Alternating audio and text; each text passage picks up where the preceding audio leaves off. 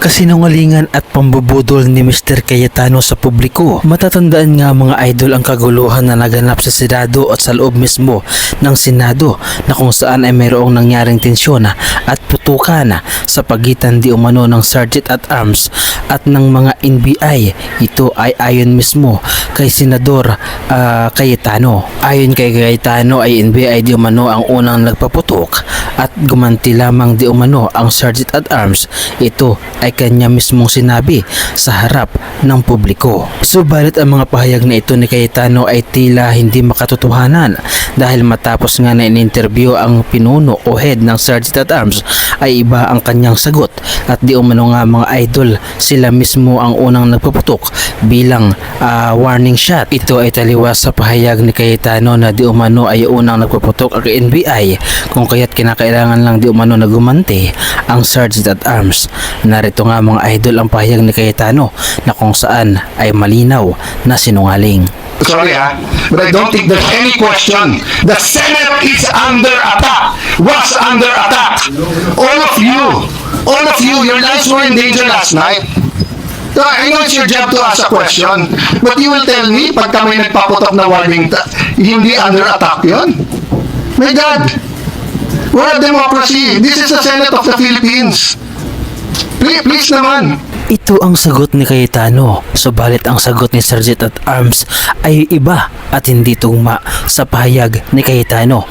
Narito nga mga idol ang malinaw na pahayag ng pinuno ng Sergeant at Arms na kung saan ay sinasabi niya na sila mismo ang unang nagpuputok bilang warning shot.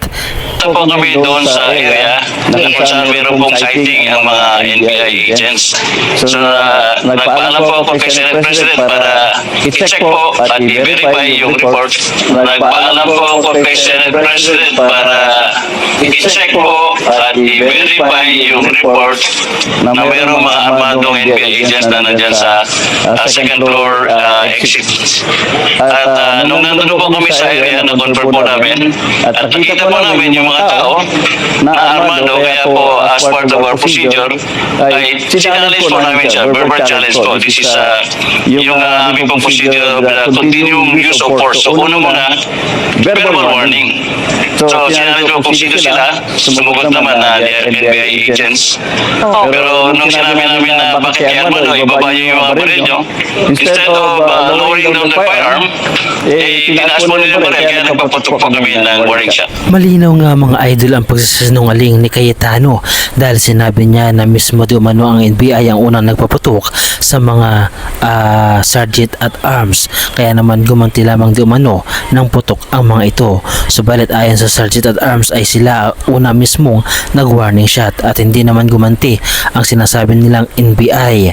Ano ang masasabi ninyo mga idol sa sinasabi ni Cayetano na taliwas sa Sergeant at Arms na ito? Samantala mayroong babala si Senador Trillanes laban kay Bato de la Rosa na huwag di umanong patulog-tulog at huwag ipikit ang dalawang mata dahil oras na ipikit niya ito at matulog ng mahimbing ay baka hindi niya namamalayan na paggising niya ay nasa harap na pala ang humahabol sa kanya.